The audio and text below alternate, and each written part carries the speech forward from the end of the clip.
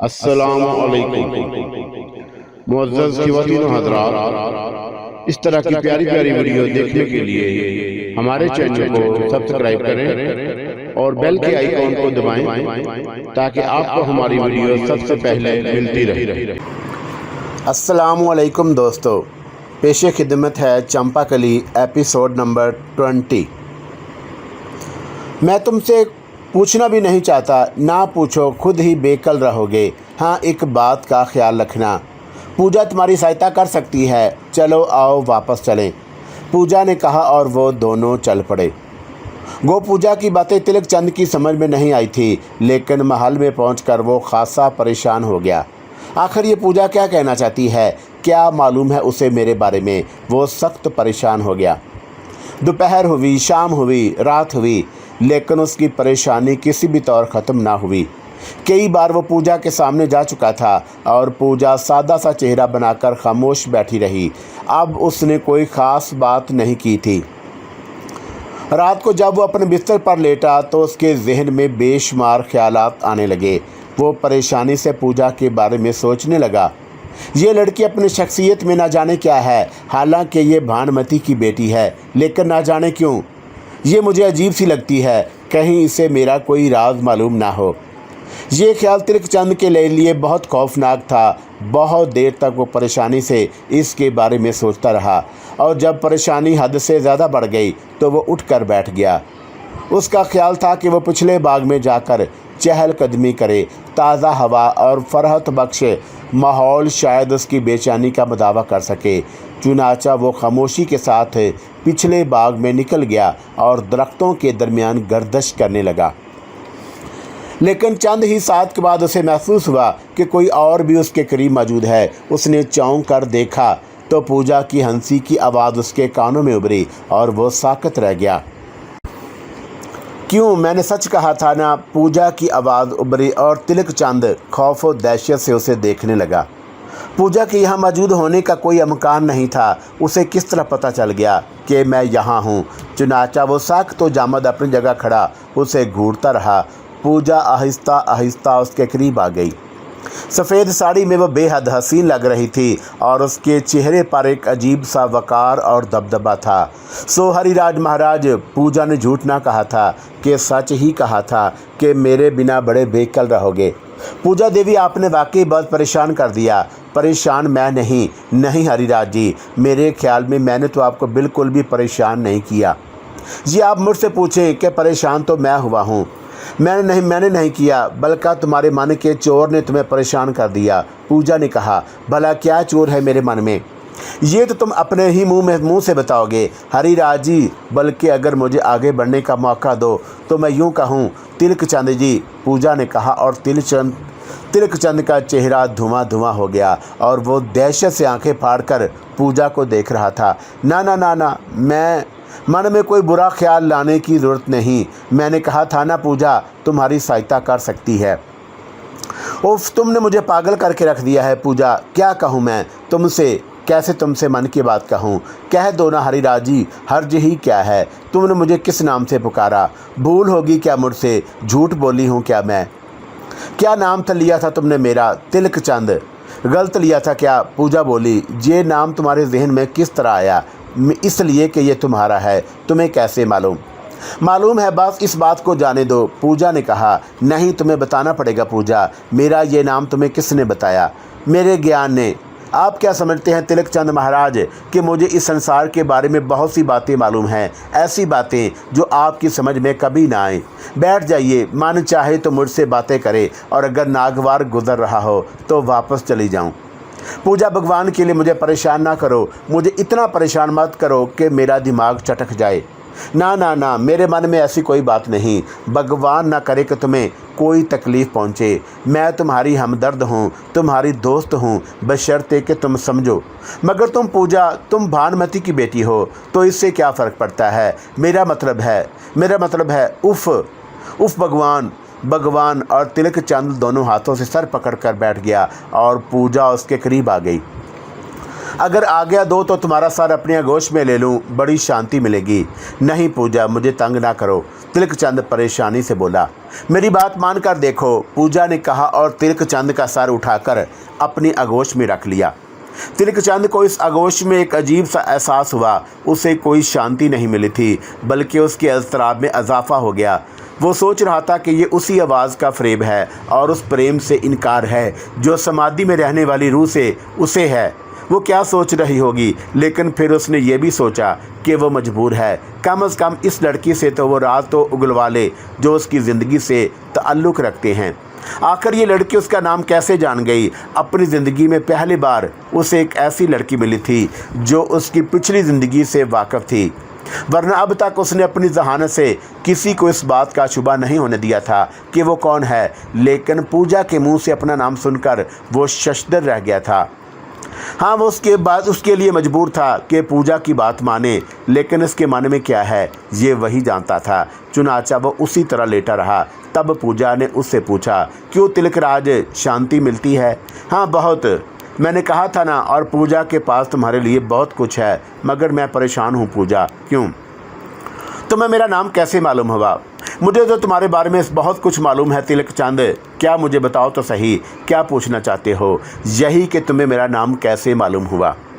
और अगर मैं ये कहूँ कि मुझे तुम्हारे पिताजी का नाम भी मालूम है तो, और जब तुम्हें मेरा नाम मालूम है तो यकीनन उनका नाम भी मालूम होगा। मगर क्या? पूजा, इस महल में, इस जगह मेरे असल नाम से कोई वाकिफ़ नहीं। अगर मेरा ये नाम किसी को मालूम हो जाए तो यकीन करो कि मेरी जान के लाले पड़ जाएंगे। ये बात भी मुझे मालूम है। तो फिर क्या तुम इस नाम को छुपाओगी? हाँ, मगर उसके लिए कुछ शर्तें होंगी। शर्तें? हाँ शर्तें, पूजा ने कहा और मैंने खेत अंदाज में मुस्कुराने लगी। क्या शर्त है तुम्हारी? तिलक चंद मुर्दा से लहजे में बोला।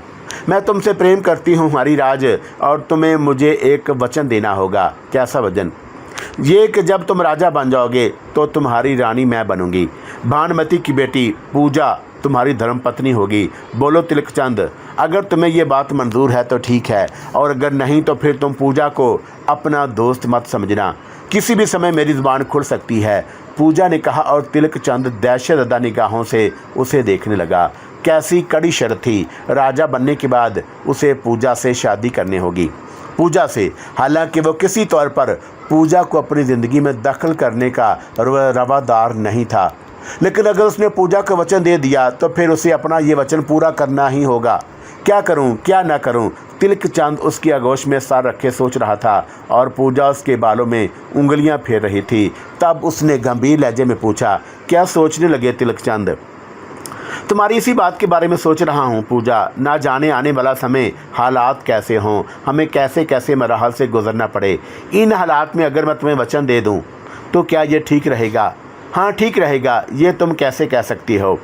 इसलिए कि मेरा ज्ञान मुझे इस बात की इतला देता है कि तुम्हारा राजा बनने में कोई चीज़ आड़े नहीं आएगी, और अगर मैं तुम्हारे साथ हूँ तिलक चंद तो फिर तुम यूँ समझो कि तुम्हें कोई परेशानी ही ना होगी। आखिर तुम ऐसी ज्ञानी कैसे बन गई? देखना चाहते हो मेरे ज्ञान को? क्या मतलब ये है कि मेरे ज्ञान के करिश्मे देखना चाहते हो तो चलो आओ मेरे साथ, पूजा ने कहा और तिलक चंद हैरान सा उसके साथ उठ गया। पूजा उसका हाथ पकड़े बाग के आखिरी गोशे की जन्म चल पड़ी थी और तिलक चंद मुतहैराना अंदाज में उसके साथ साथ कदम बढ़ा रहा था। ना जाने वो अपना कौन सा ज्ञान, कौन सा करिश्मा दिखाना चाहती थी, ना जाने क्या होने वाला था। बहरहाल वो उसके साथ बाग के आखिरी गोशे में पहुंच गई। पूजा ने दोनों हाथ आसमान की तरफ बुलंद किए और तिलक चंद के चारों तरफ धुआं फैल गया और फिर उस धुएं में चंद शक्लें नमूदार होने लगी। सब की सब जानी पहचानी शक्लें थी। माधुलाल, जे चंद, रानी शरदा और ना जाने कौन कौन। रानी शरदा को देखकर तिलक चंद के मुंह से बेइख्तियार चीख निकल गई, माता जी, माता जी। आवाज़ काफ़ी ज़ोरदार थी। पूजा ने दोनों हाथ नीचे कर लिए और एक लम्हे में सब कुछ निगाहों से उजल हो गया। पूजा के होंठों पर वही मैनी खेज मुस्कुराहट थी। सब कुछ तुम्हारे मन में, तुम्हारे मन की हर आशा पूरी हो जाएगी तिलक चंद, पर मुझे वचन दे दो। तुम आखिर कौन हो तुम? और तिलक चंद ने थके थके अंदाज में कहा। पूजा अपने मखसूस अंदाज में मुस्कुराती हुई बोली, पूजा हूँ और कौन हूँ? मगर पूजा, ये सब कुछ जो तुमने दिखाया ये क्या था? मैंने कहा ना कि मेरा ज्ञान, और क्या हो सकता है? पूजा, तुम इतनी कम उम्र होने के बावजूद इतनी बड़ी ज्ञानी हो, मैं तो ये सोच भी नहीं सकता। खैर, अब सोच लेना, ज्ञानी है या कुछ भी है, मगर एक बार तुमसे कह चुकी हूँ वो बात जो उसके मन में छुपी हुई है, और वो बात जो तुम्हें देखकर उसके मन में जाग उठी थी, वो अब तुम्हारे कानों तक भी पहुँच चुकी है। मैं अब ये बात छुपाना ज़रूरी नहीं समझती राजकुमार हरिराज कि मैं तुमसे बेइंतहा प्रेम करती हूँ। बहुत चाहती हूँ मैं तुम्हें। मैंने जब से तुम्हें देखा है, देखा भी ना था, और मेरे कानों में पहली बार तुम्हारी बात पड़ी थी, तो ना जाने क्यों मेरे दिल की धड़कनें ये कहने लगी थी कि वो तुम ही हो जिसकी मुझे तलाश है। मैं तुमसे झूठ नहीं कह रही। तिलक चंद और तुम्हारे बारे में मालूमात करते हुए भी मेरे मन में तुम्हारे लिए बड़ी जगह थी, और फिर जब मैंने तुम्हारे बारे में कोई फ़ैसला कर लिया तो मेरे मन को इस तरह शांति मिल गई जैसे संसार में मैंने सब कुछ पा लिया। हरिराज, मैं तुम्हारे साथ हूँ। मेरी आंखों में तुमने देख लिया है, और मुझे यूँ महसूस हुआ है कि जैसे जो कुछ मैंने कहा है या जो कुछ मैंने सोचा है झूठ ना था। तुम खुद ही बताओ, मैं अब तुम्हें कैसे छोड़ सकती हूँ? हरिराज, भगवान की सौगंध, मेरा ज्ञान ध्यान, मेरा जीवन, मेरे प्राण सब तुम्हारे चरणों पर वारी हैं। मैं तुम्हारे बिना जीती ना रह सकूँगी हरिराज। अब मैं तुम्हारे बिना जीती ना रह सकूँगी। मुझे वचन दे दो, देखो मुझे वचन दे दो, वरना मैं मर जाऊँगी और मेरा खून तुम्हारी गर्दन पर होगा, पूजा ने जज्बाती अंदाज में कहा। तिलक चंद उसकी बातों से बेपनाह परेशान हो रहा था, और उसने अपने दिल की गहराइयों को टटोल कर देखा तो उस लड़की के लिए उसे अपने दिल में कोई जगह नजर ना आई। उसका मन तो उस समाधि में उलझा हुआ था जिससे उभरने वाली आवाज़ें उसके वजूद के लिए सबसे बड़ा सुकून थी। तो वो अपनी उसी प्रेम का को चाहता था जो आज तक उसके सामने भी ना आई थी और छुपी हुई थी, लेकिन वो उसे हर वक्त अपने दिल की धड़कनों में महसूस करता था। लेकिन ये लड़की पूजा कितनी ख़तरनाक है। ना जाने कहाँ से आ मरी ये, ना जाने उसे मेरे बारे में किसने बता दिया, ना जाने उसे मेरे बारे में कैसे मालूम हो गया। क्या करूं मैं, क्या करूं? वो परेशानी से सोचता रहा, और पूजा मशहूर निगाहों से उसे देखती रही, और फिर उसने उसके नज़दीक आकर कहा, राजकुमार, क्या सोच रहे हो? कुछ नहीं पूजा, बस परेशान हूँ। आखिर क्यों परेशान हो? राजकुमार तिलक चंद, पूजा ने उसे अपनी मद भरी निगाहों से देखते हुए कहा। बस पूजा, कोई ख़ास बात नहीं, तिलक चंद ने मज़मून लहजे में कहा। नहीं तिलक चंद, कोई बात तो है, पूजा ने मुस्कुराते हुए कहा। नहीं पूजा, कोई ख़ास बात नहीं, मैंने तुमसे कहा ना, बस इसके बारे में सोच रहा हूँ कि जो कुछ तुमने कहा है, और उसी वजह से जहन परेशान है, तिलक चंद ने भारी लहजे में कहा। तू क्यों परेशान है? पूजा तुम्हारा हर उपकार मानेगी, हर जगह तुम्हारी सहायता करेगी, कोई घटना तुम्हारे ऊपर आएगी। हरिराज, तो विश्वास करो, पूजा इस किस्म की लड़की है जो तुम्हारे ऊपर नसार हो जाएगी। दूसरी बात, क्या मैं ऐसी बदसूरत हूँ, सुंदर नहीं हूँ क्या तुम मुझे अपनी पत्नी की हैसियत से स्वीकार नहीं कर सकते? ये बात नहीं है पूजा, हरिराज ने मसलतन कहा, और वह अपने दिल पर जबर कर रहा था। अगर उसे ये खौफ ना होता कि उसका राज खुल जाएगा तो वह उसके मुंह पर थप्पड़ मार देता और कह देता कि जितनी तो सुंदर वो है और जितना वो अपने आप को समझती है, मैं उसे जूती पर भी नहीं मारता। मेरे मन में जो सूरत बसी हुई है, उसके बाद उसके मन में किसी और की गुंजाइश कहाँ? वो इंसानी शक्ल में ना सही, लेकिन उसके वजूद की हर चाप मेरी ज़िंदगी बन चुकी है। लेकिन ये सारी बातें तिलक चंद पूजा से ना कह सका। वो जानता था कि अगर कैदोराज को ये मालूम हो गया कि वो जे चंद का बेटा तिलक चंद है और जे चंद उसका दुश्मन था, तो कैदोराज उसे कभी जीता ना छोड़ेगा, बल्कि अपने इंतकाम की एक एक कड़ी को पूरा करेगा। वो तो ये भी नहीं सोच सकता था कि हरिराज जे चंद का बेटा हो सकता है। लेकिन ये कमबख्त पूजा ये ना जाने कहाँ से आ गई, और उस बदबख्त को ना जाने तिलक चंद के बारे में कैसे मालूम हो गया था। हालांकि उस हसीन आवाज़ ने उसे पूरी तरह होशियार कर दिया था। अब उसके सिवा और क्या हो सकता है कि इस लड़की से झूठ बोला जाए, अपने रवैये में मसरत पैदा की जाए। और वो छोटी सी उम्र में ही खूब चालाक हो गया था और अब उसे काफ़ी समझ आ गई थी। चुनाचा उसने अपना चोला बदल लिया और उसकी आंखों में शरारत अमीज मुस्कुराहट नाचने लगी। फिर वो बोला, पूजा देवी, सारी बातें अपनी जगह, मगर ज़रा ये तो बताएं, आखिर आप मुझ पर यह कब्ज़ा जमाने के लिए क्यों तैयार हो गई? पूजा ने जो उसके बदले हुए रवैये को देखा तो खुशी से नहाल हो गई और उसने अंदाज़ा लगा लिया था कि सोचने समझने के बाद बिलाखिर तिलक चंद उसकी जन्मत वजह हो ही गया है। चुनाचा वो बड़े नाज से बोली, बस हमारी मर्ज़ी, हमारे मन ने तुम्हें पसंद कर लिया और हमने फैसला कर लिया कि अब तुम्हें यूँ ना छोड़ेंगे। तिलक चंद, सच अब तुम्हारे बिना जीना बड़ा ही बुरा लगता है। पूजा, तुम ज़रूर मुझे मरवाओगी। क्यों? पूजा ने पूछा। बाहर हम मुझे तिलक चंद कहकर मुखातब कर रही हो तो क्या हुआ, और तुम हो ही तिलक चंद। पूजा शरारत से बोली, मैं तुम्हें बता चुका हूँ पूजा कि अगर कैदो राज के कानों में इस बात की भिनक भी पड़ गई तो वह मुझे जीता ना छोड़ेगा। हरिराज ने कहा। ओहो, तो मैं कौन सा तुम्हें किसी के सामने कह रही हूँ, पूजा ने कहा। पूजा, दीवारों के भी कान होते हैं, अगर किसी ने सुन लिया तो मेरा क्या बनेगा। तिलक चंद ने किसी कदर नाराज़गी से कहा और पूजा मुस्कुराने लगी। फिर शरारत अमीर अंदाज में उसने अपने दोनों हाथ जोड़कर तिलक चंद के सामने कर दिए और बोली, चलो ठीक है, माफ़ कर दो, अब मैं तुम्हें तिलक चंद नहीं कहूँगी। पर मेरी बात का जवाब नहीं दिया तुमने। किस बात का जवाब? मुझे वचन दो कि राजा बनने के बाद तुम मुझे अपनी रानी बनाओगे।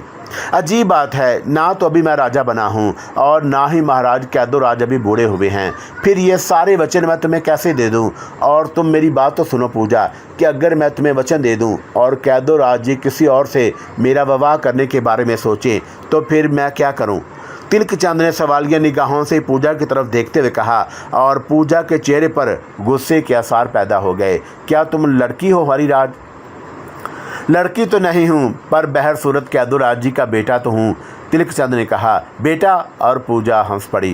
क्यों, इसमें हंसने की क्या बात है?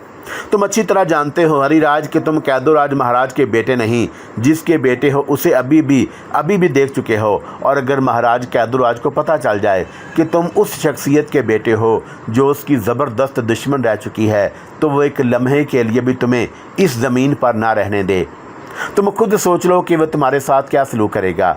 पूजा, अब तुम खुद देख लो, मोहब्बत भी करती हो और धमकियां भी देती हो। भगवान की सौगंध, इस बात में कोई धमकी नहीं थी। अब मैं तुम्हें कोई धमकी नहीं दे सकती। तुम्हारे प्रेम भरे लहजे ने मेरे मन को बड़ी शांति दी है। बस मैं एक ख्याल सा आता है कि कहीं ऐसा ना हो कि तुम मुझे ठुकरा दो। पूजा ने कहा। नहीं पूजा, ऐसा नहीं होगा। वचन देते हो हरिराज? फिर वही वचन वाली बात। तो आखिर इसमें हर्ज क्या है? पूजा ने झंझलाए हुए लहजे में पूछा। बस अभी मैं तुम्हें वचन नहीं दूंगा, पहले तुम मेरे मन की गहराइयों में बैठ जाओ और उसके बाद सारी बातें होंगी। मैं अभी तक तुम्हारे मन की गहराइयों को नहीं छू सकी। ऐसी बात भी नहीं है, तुम बेपनाह सुंदर हो, पर तुमने एक काम खराब कर दिया। वो क्या? पूजा ने पूछा। मुझे डरा दिया है। डरा दिया है? पूजा ने हैरत सो ताज्जुब से पूछा। हाँ, मैं तुमसे बहुत डरने लगा हूँ। वो क्यों? पूजा के लहजे में हैरत बरकरार थी। भाई देखो ना कि तुम जैसी खतरनाक लड़की किसी भी समय मेरी कोई कल मरोड़ सकती है और मैं तुम्हारे सामने बीगी बिल्ली बन जाऊंगा। नहीं पूजा देवी, ऐसे नहीं बन सकती बात। पति बनूंगा तो फिर पति ही बनकर रहूंगा। डर खौफ मेरे नज़दीक नहीं आना चाहिए, तिलक चंद ने कहा और पूजा खिलखिलाकर हंस पड़ी। ओहो, ये बात थी और तुमने तो मुझे डरा ही दिया था हरिराज। अच्छा पति देव महाराज, पति बनिए और मुझे क्या एतराज़ हो सकता है, लेकिन ये सोच लें कि अगर कभी धोखा दिया आपने तो अच्छा ना होगा। अब तुम्हें क्या धोखा दूंगा? तुमने तो मेरी गर्दन पर अंगूठा ही रख दिया। भगवान ना करे ऐसा हो। मैं तो तुम्हारे चरणों को धो धो कर पीऊँगी। मैं तो तुम्हारी ऐसी सेवा करूँगी कि तुम्हें मुझसे कोई शिकायत ना होगी। मैं भला तुम पर कोई जोर कैसे डाल सकती हूँ? मुझ जैसी पतिव्रता तुम्हें और कहीं ना मिलेगी हरिराज। पूजा ने नीमबाज निगाहों से हरिराज को देखा और हरिराज भी मुस्कुराने लगा। बस मुझे यही एक ख्याल था पूजा कि विवाह के बाद कहीं तुम मुझे उल्लू ना समझ लो। अरे नहीं, ऐसा कैसे हो सकता है? मैं तुम पर विश्वास करती हूँ और तुम भी मुझ पर विश्वास करना, पूजा ने कहा और आहिस्ता आहिस्ता आगे बढ़कर हरिराज के नज़दीक पहुँच गई। उसने अपना सर हरिराज के सीने पर टिका दिया। तिलक चंद को उसके लमस से घबराहट हो रही थी। उसने आंखें बंद कर लीं और मजबूरन अपनी दोनों हाथ पूजा के बदन के गिर्द फैला दिए, लेकिन उसका दिल चीख चीख कर कह रहा था कि मुझे माफ़ कर देना मेरी मौसन, मेरी दोस्त। तुम्हारी रूह को यकीनन इस मंजर से दुख हुआ हो रहा होगा, लेकिन देखो ना, मैं भी तो मजबूर हूँ। आखिर मैं क्या करूं? मैं तुमसे बेवफाई नहीं करना चाहता, लेकिन मेरी दोस्त मुझे माफ़ कर देना। मैं मजबूर हूं। काफ़ी देर तक पूजा उसके सीने से लगी रही और उसके बाद उसने शरारत से आंखें खोल दी। चलो अब वापस चलते हैं वरना बहुत देर हो जाएगी। चलो पूजा, तिलक चंद ने कहा और फिर उन्होंने वापसी का सफ़र शुरू कर दिया। नंदराज ने जिस बागियाना अंदाज में गुफ्तगू की थी उसके बाद उसे खदशा था कि युद्धराज उसके खिलाफ कोई कदम उठाएगा, लेकिन चंपाकली के साथ जो कुछ हुआ था उसने नंदराज के दिल में इंसानी हमदर्दियां जगा दी थीं। उस हसीन लड़की की तस्वीरें उसकी आंखों से ना मिट रही थी और उसका दिल चाहता था कि उड़कर उसके सामने पहुंच जाए, लेकिन किस मुंह से उसके पास जाता। उसका भाई नंदराज की वजह से भाई नंदराज की वजह से मारा गया था। नंदराज क्या कहता उसे, लेकिन बेकली थी कि बढ़ती जा रही थी। 2 दिन रात परेशान रहने लगा और राजा युद्धराज ने अभी तक उस सिलसिले में मज़ीद कोई बात नहीं की थी और वह उस दिन दरबार में जो कुछ कह कर आया था वो बड़ी ही ख़राब बात थी। लेकिन नंदराज अपने ख्याल पर अटल था। उसने फैसला कर लिया था कि अगर चंपाकली के खिलाफ कोई हरकत की गई और कुछ तो नहीं करेगा, बस आत्महत्या कर लेगा और ये उसका आखिरी फैसला था। और शायद इसी आखिरी फैसले ने युद्धराज को भी किसी हरकत से बाज रखा। नंदराज दरिया पार के अछूतों की तरफ से गाफिल नहीं था और उसने अपने चंद खास आदमी इस बात पर लगा दिए थे कि जाएं और अछूतों के बारे में मालूमात हासिल करके आएं कि उनके साथ कोई ऐसी बात तो नहीं हुई जिससे उन्हें तकलीफ़ पहुंची हो। और उसके आदमियों ने आकर उसे यही इतला दी थी कि अछूत इत्मीनान से हैं। नंदराज के एक ख़ास दोस्त प्रकाश, जो हमेशा उसके साथ ही रहता था, आजकल नंदराज पर गहरी निगाह रखे हुए था और उस दिन भी प्रकाश नंदराज के साथ था जिस दिन वो सुबह को वो दर्दनाक वाक़या पेश आया। नंदराज को यूँ परेशान देखते देखते कई दिन गुजर गए और उसकी हिम्मत नहीं पड़ रही थी कि वो नंदराज से ये पूछ सकता कि आखिर वो परेशान क्यों है। लेकिन फिर उसने हिम्मत की और नंदराज के पास पहुंच गया। नंदराज प्रकाश को देखकर मुस्कुराया और बोला, कोई नई लाए हो प्रकाश? नहीं राजकुमार, ऐसी कोई बात नहीं, प्रकाश ने जवाब दिया। फिर क्या बात है प्रकाश? राजकुमार ने बदस्तूर नरम लहजे में पूछा। राजकुमार महाराज, मैं आज आपसे एक बात पूछना चाहता हूँ, प्रकाश ने खौफजदा लहजे में कहा। कहो प्रकाश, क्या पूछना चाहते हो? और हाँ, ये तुम खौफजदा क्यों हो? नहीं महाराज, खौफजदा तो नहीं हूँ, मगर प्रकाश आज इस बात का अंदाज़ा लगाना चाहता है कि प्रकाश आपका दास है या दोस्त। मैंने तुम्हें अपना दास कभी भी नहीं समझा प्रकाश, राजकुमार ने कहा। प्रकाश को फ़ख्र है महाराज कि वो अपने मन में यही भावना रखता है कि वो आपका दास है और बहुत बड़ा मान है उसे इस बात पर कि राजकुमार उसे अपने दोस्तों में जगह देते हैं। तुम हमारे सबसे ख़ास दोस्त हो प्रकाश। ख़ास दोस्तों का कुछ भी होता है राजकुमार, क्यों नहीं, हम उनसे कब इनकार किया है? बताओ कौन सा हक़ मांगते हो तुम? नंदराज ने कहा। दोस्ती का हक़। हम तुम्हें यह हक़ देने को तैयार हैं। तो फिर मैं आज राजकुमार के मन में उतरना चाहता हूँ। मन में? तुम तो वो हमारे मन में उतरे हुए हो प्रकाश। कौन सी ऐसी बात है जो आज तक हमने तुमसे छुपाई? यही तो तज्जुब है मुझे राजकुमार कि आपने आज तक मुझसे कोई बात नहीं छुपाई है, पर अब ये बात क्यों छुपा रहे हैं? आखिर कौन सी बात? आप आजकल परेशान हैं। तुम्हें उस परेशानी की वजह तो मालूम है प्रकाश? किसी हद तक, प्रकाश ने जवाब दिया। अच्छा बताओ किस हद तक मालूम है? ये बात मेरे इल्म में है राजकुमार कि उस दिन जब एक अछूत का बच्चा आपके सामने आ गया था और आपके आदमियों ने उसे मार डाला तो आप चंपाकली से मिले थे। वो सुंदर लड़की जितनी बफरी हुई थी और जो कुछ उसने आपसे कहा था उसे सुनकर तो मेरा दिल भी ख़राब हो गया था, मगर चूँकि उसका मन दुखा हुआ था इसलिए आपने उसके कहने सुनने का बुरा नहीं माना था। क्योंकि उसका मन दुखा था इसलिए वो बक रही थी, मगर फिर आपने उसे क्षमा दे दी तो मैंने कुछ नहीं किया। ये भी मालूम है कि भरे दरबार में अछूतों के लिए आपने बहुत बड़ी बड़ी बातें कही थी। ये ऐसी बातें थी कि अगर कोई दूसरा कहता तो उसे बागी करार देकर मौत के घाट उतार दिया जाता। मगर आप राजकुमार हैं, राजा युद्धराज के बेटे हैं। सो राजा युद्धराज ने इस सिलसिले में यकीनी तौर पर अपने मशीरों से मशवरा किया होगा और मशीरों के कहने पर उन्होंने क्या कदम उठाया ये तो हमें नहीं मालूम। लेकिन राजा जी की तरफ से अभी तक खामोशी है। पर आपने एक और बड़ी बात कही थी, उस बात का क्या वजन है? कौन सी बात? नंदराज ने पूछा।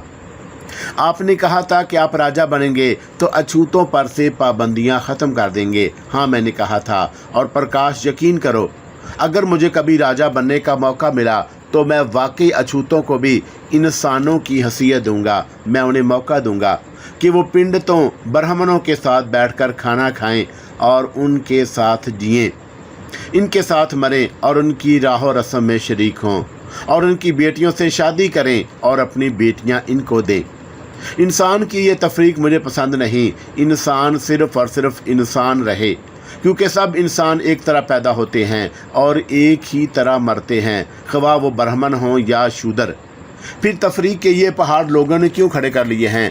भगवान की तो ये इच्छा नहीं थी। भगवान ने तो सारे इंसानों को एक ही तरह पैदा किया और सारे इंसान जो ब्राह्मण हैं या शूद्र भगवान ही की ही प्रार्थना करते हैं। तब फिर शूद्रों के साथ ये सलूक क्या मायने रखता है? मगर महाराज, ऐसा होना बहुत मुश्किल है। आखिर क्यों मुश्किल है? ऐसी कौन सी क़यामत आ जाएगी? जन्म जन्म से ऐसा ही होता आ रहा है। जो बातें जन्म जन्म से गलत की जा रही हैं उनका जारी रहना क्या बहुत ज़रूरी है? राजकुमार ने गसीले लहजे में पूछा। मैं आपकी बात की नफ़ी नहीं कर रहा महाराज, बस एक बात है कि पुरखों के बनाए हुए असूल कोई ना कोई हैसियत तो रखते हैं राजकुमार जी। हाँ, पुरखों ने कुछ असूल बनाए और उनके बाद आने वाली नस्लें उनकी तकलीद करती रहें। अगर कभी सच्चे मन से सोचा जाता कि अगर भगवान ने ज़ातें अलग अलग बनाई हैं तो इंसानों में फ़र्क क्यों नहीं किया? लेकिन अंधी तकलीद करने वालों ने कभी ये नहीं सोचा। देखो ना कि भगवान के बनाए किसी को शेर, किसी को हाथी, किसी को कुत्ता, किसी को बिल्ली और किसी को चीता, परिंदे बनाए, आबी कीड़े और जानवर बनाए और सब की शक्लें अलग अलग बनाई ताकि उनमें तफरीक महसूस की जा सके, ये समझा जा सके, ये कहा जा सके कि ये शेर है, ये बकरी है।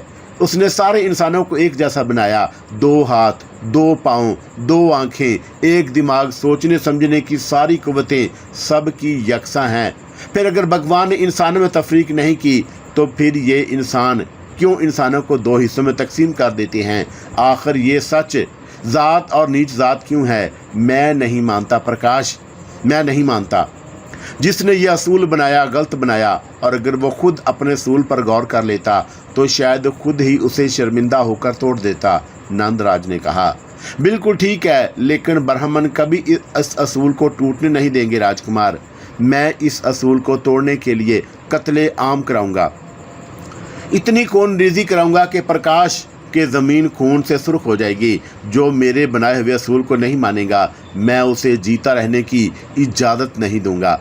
और फिर सारे भारतवर्ष में ये तहरीक चल पड़ेगी। तमाम इलाकों के राजाओं महाराजाओं को ये बात मानना पड़ेगी कि शूद्र शूद्र नहीं, कोई ब्राह्मण ब्राह्मण नहीं हैं, जितने हैं सब के सब इंसान हैं।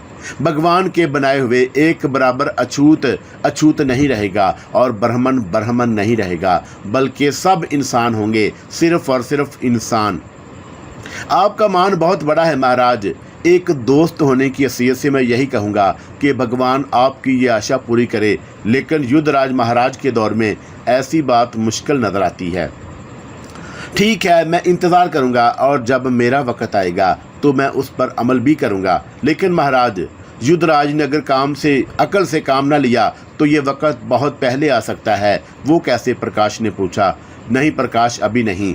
इस सिलसिले में कुछ बोलना वक़्त से पहले की बात है, और जो कुछ मैं बोलूँगा वो ऐसी बात भी नहीं होगी जिस पर मेरा दिल सुकून पा सके, राजकुमार नंदराज ने कहा। और प्रकाश खामोश हो गया। थोड़ी देर तक खामोशी रही, फिर खामोशी को प्रकाश ने तोड़ा। पर महाराज, ये बातें तो होती रहेंगी, पर आपने अपने मन को ये रोक क्यों लगा लिया? ना हंसते हैं, ना बोलते हैं, ना किसी खेल तमाशे में हिस्सा लेते हैं। हम तो परेशान होकर रह गए हैं। प्रकाश, भगवान की सौगंध, यकीन करो, इस संसार में अपना सबसे करीबी दोस्त तुम्ही को समझता हूँ। मेरे दिल में जो कुछ होता है वो किसी कमी बेशी के बगैर तुमसे कह देता हूँ। खुद मेरे दिल में भी ये आशा थी कि मैं इस सिलसिले में भी तुम्हें अपना राजदार बना लूं। राजकुमार नंदराज बोला और उसे देखने लगा। किस सिलसिले में महाराज? उसने पूछा। वही तो बताने जा रहा हूँ, तो बताइए ना जल्दी से। प्रकाश, तुमने उस लड़की को देखा है, चंपाकली को? हाँ, उसी की बात कर रहा हूँ। देखा था, कैसी थी? भगवान की सौगंध, बहुत ही सुंदर, बहुत ही सुंदर। और जब आपने ये बात याद दिलाई है तो उसे देखकर आप कही हुई बातों पर यकीन आता है कि जब भगवान सुंदरता के मामले में किसी ब्राह्मण और अछूत की तफरीक नहीं करते तो इंसानों को क्या हक पहुंचता है। ऐसी सुंदर नारी मेरा ख्याल है किसी ब्राह्मण के घर में भी नहीं होगी। उसकी सुंदरता तो अपरमचार है। मैं बहुत कुछ सोच रहा हूँ उसके बारे में, प्रकाश ने कहा। हमारे मन में भी यही एहसास है। प्रकाश बड़ी सुंदर थी, गुस्से में थी तो यूं लग रहा था जैसे उसके मुखड़े पर आग सुलग रही हो, और ऐसा सुंदर रंग मिनिश के चेहरे पर मैंने कभी नहीं देखा। सच कहा राजकुमार ने, मगर इसका मतलब क्या है? प्रकाश ने पूछा। मतलब ये है प्रकाश कि उसकी मोहनी सूरत हमारे मन में आ बैठी है, नंदराज ने कहा। और प्रकाश एक लम्हे के लिए भूंचका रह गया। क्या कहा आपने? क्या आपने मन का रोग लगा लिया महाराज? नहीं प्रकाश, तुम उसे मन का रोग ना कहो। उस रोग की इब्तदा उस हमदर्दी से हुई जो उसके रोने से हमारे मन में पैदा हुई थी। और जब उसने हमें बुरा भला कहा तो हमें कोई गुस्सा ना आया, बल्कि हम उसके बारे में सोचते रहे कि वो ठीक ही तो कह रही है। किसी से उसका अपना बिछड़ जाए या कोई किसी से उसका भाई छीन ले तो उसे गुस्सा तो आना ही चाहिए। और फिर जब वो चली गई तो उसे हम याद ही करते रहे, और जब भी हम उसे याद करते हैं हमारे दिल की धड़कनें तेज हो जाती हैं। और अब तो यूँ लगता है कि जैसे वो हमारी रगों को, हमारी शरियानों का रोग बन गई हो। यही तो प्रेम रोग है राजकुमार नंदराज जी। अगर ये प्रेम रोग है तो हमें इसकी कोई चिंता नहीं है, बल्कि प्रकाश, भगवान की सौगंध, अगर हमारे जीवन ने उसका मौका दिया तो हम अछूतों को उसका हक देने के लिए उनकी एक लड़की को अपनी मलका भी बनाएंगे, नंदराज ने कहा। और प्रकाश के जिस्म में थरथरी सी फैल गई। उस पर जो तूफान उठेगा उसके बारे में आपने सोच लिया राजकुमार? हाँ, हर मकसद के लिए तूफानों का मुकाबला करना पड़ता है प्रकाश। पहाड़ों को चीरना पड़ता है, दरियाओं पर बंध बांधने पड़ते हैं, तब कहीं जाकर मकसद हासिल होता है। आप इतने ही मजबूत हैं? प्रकाश ने पूछा। हाँ, मैं इतना ही मजबूत हूँ। मेरे अंदर इस सिलसिले में कोई लचक नहीं है, और अगर किसी ने मेरे इस फैसले के आड़े आने की कोशिश की तो मैं उससे टकरा जाऊंगा। और ज़ाहिर है कि इस कोशिश में या तो फातेह बन जाऊंगा या फिर टूट जाऊंगा। और अगर मैं शिकस्त खा गया प्रकाश तो फिर अपना इस जीवन पर थूक दूंगा, आत्महत्या कर लूँगा। मैं मरना पसंद करूँगा, टूट कर बिखरना पसंद नहीं करूँगा, नंदराज ने कहा। और प्रकाश की इस बात में पत्थरों की सी सख्ती महसूस किए बगैर न रह सका।